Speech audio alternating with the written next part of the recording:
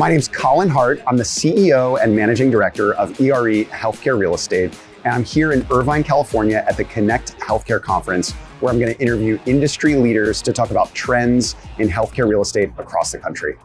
How do you see investor appetite for healthcare real estate evolving compared to other property sectors?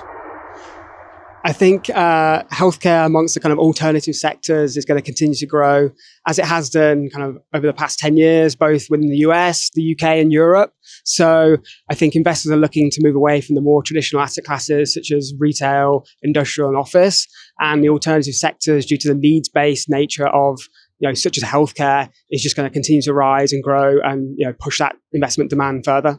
I think there's been a continued demand, increasingly so over the better part of the last 15 years. We really saw a huge inflow post GFC. And frankly, I think post-pandemic, a lot of investors who were teetering between being interested really then got conviction as they saw the defensiveness and the fundamentals of the asset class. Whereas, you simply can't work from home if you need to go see a doctor, especially for a higher acuity procedure. And so I think that that's only brought in more investors over the last several years, and the trend is likely to continue. Investors in retail may be getting higher rents and providing less TI and getting lease commitments, but the resilience of healthcare real estate, it surpasses that. So if you are working with, and what healthcare real estate landlords prioritize is credit. And if you, work with a functional use that's resilient, call it a specialty use, cardiovascular, whatever it may be, that tenant's going to be sticky and it's going to stay in that building for generations to come because that's going to be a needed service line compared to maybe a retail service that is going to be a trend of the past. I see a lot of people that would be more interested in healthcare compared to retail, compared to office. Reason why? Healthcare will always survive.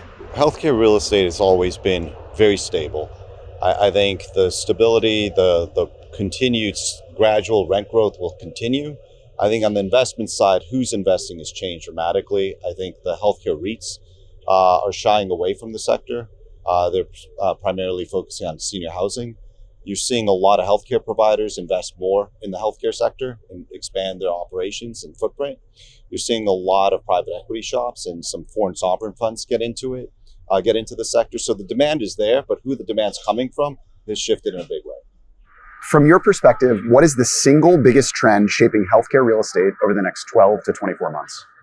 Yeah, so I think it's as margins continue to tighten on our healthcare providers, it's really providing capital solutions for their real estate so they can deploy against their operational needs. So we anticipate that to continue to evolve with sale leasebacks, just coming up with creative solutions to provide that outpatient care for them that we manage as a developer in lieu of themselves. We've heard it for a while, but I think it'll continue to remain the movement of outpatient facilities. So I think hospitals are decentralizing, getting into communities where they can be more effective, and they're bringing out diagnostics and patient care there. And I expect to continue to see that in the long-term growth. Definitely, it's going to be the outpatient development. And as I mentioned earlier today, is that we've been talking about outpatient development for the last 10 years. But now with the changes in the regulations, the big, beautiful bill that we all talk about and are a little bit scared about, that's really going to force that a lot of business has to be a lot more efficient. So the healthcare systems have to be a lot more efficient. So that's going to drive a lot of that business that's traditionally in the inpatient setting to the outpatient setting. If you had to highlight one major opportunity or one major risk in healthcare real estate today, what would it be? You're going to have opportunities to invest at elevated yields on what are brand new assets in an arguably older space as you think about the whole sector of medical office.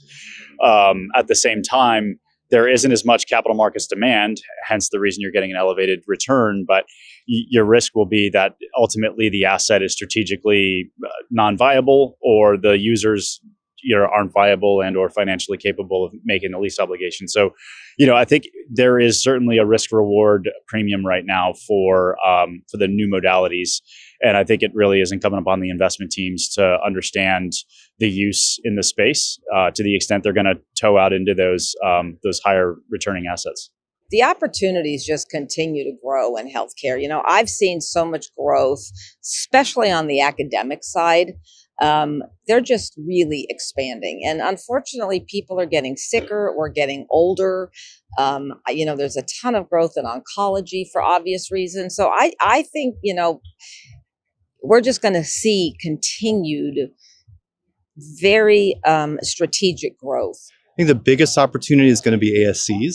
I think that's going to be the growth because every year more and more codes are able to be sent out to the ASCs. And what that means also too for physicians. Physicians can generate more income in the ASCs than they can traditionally in the inpatient setting. I think the biggest risk is to do de novo or brand new hospital systems because it's still undetermined, especially as we decide how much of the percentage is going to go to outpatient, how much is going to stay inpatient. So I think the biggest risk is to try to do a ground up standalone hospital. I'd say a major opportunity in healthcare real estate is being flexible with your tenants. I think on the panel that we heard today there's a lot of renewals going into place. Tenants in health systems are not really moving right now due to construction costs. If you are willing to be flexible with your tenant and accommodate on rent, and rents are increasing in Southern California, and that's not going to change. Construction costs are increasing, but if you're willing to be flexible with them, increase them at a reasonable rate, and then also maybe go the extra mile and provide more TIs to make their space look more modern and functional, I think that'll be the opportunity to retain your tenants and keep them in the building, and that's going to go a long way. What notable trends are you seeing among healthcare operators today? More than anything, we're seeing where they're bringing anything that they can do in an outpatient service environment into their MOBs and out of their main hospitals. The cost of hospitals these days are so expensive, especially in California, that they love bringing the experience to their MOBs. So the more dense MOBs we can build, we're looking forward to it. There's a very strong trend toward outpatient real estate. Hospitals and health systems have learned that there's no financial upside to building more hospital beds. It's very expensive, number one, to build more inpatient.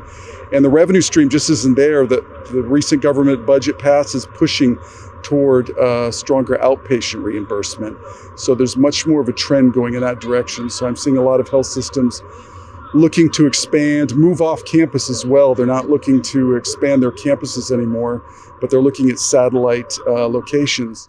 I think we've seen consolidation for the last 15 years since the ACA, and what you're now seeing is they're breaking into those various different modalities, whereas historically it was more privatized. You saw a lot of private urgent cares over the, call it 12 to 18 run up, and I think that what you'll see moving forward is a lot of that will be more system driven, and I think for better and worse, that will have a better impact on patient outcomes.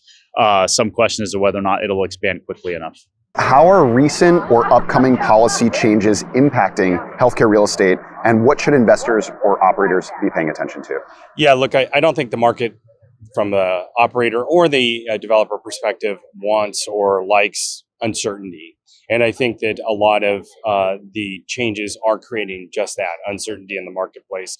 We are seeing a shift in some of our providers, especially the social safety net providers, where we're not seeing as much being devoted to like women's health, but we're seeing it redirected towards pediatrics. So while the administration wants to change what they're spending money on, thankfully at this point, they're still spending it. It's just on a different sector.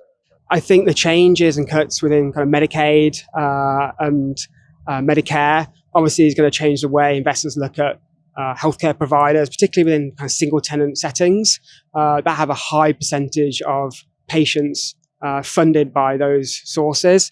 Once probably looked at as more of a quasi-government income because of the needs base, and that being so secure as an income stream is now being questioned, and the impact of that on building valuations, particularly within the single tenant sector. I think one of the most important things is just what is the Fed doing? Where interest rates are going to go are going to determine the capital coming into the sector. Right now, people are still hesitant. We've got a little more clarity on the interest rate path going in the next year or so, but until the cost of financing comes down, we're not going to see as much investment into the sector, people buying buildings and people building buildings. I would say that what our firm is focused on and what a lot of the investors here look to is a lot of the commercial pay, private pay markets that are a little more insulated from federal payer legislation changes. So, those changes will largely take impact in 2026, and I expect you'll start to see the fallout of that over a few years. All of that said, that healthcare systems and providers have a 50 to 100 year plan in a lot of cases, and this is a 4-year administration. So, this could all just be undone within the next 3 to 5 years, depending upon what happens next.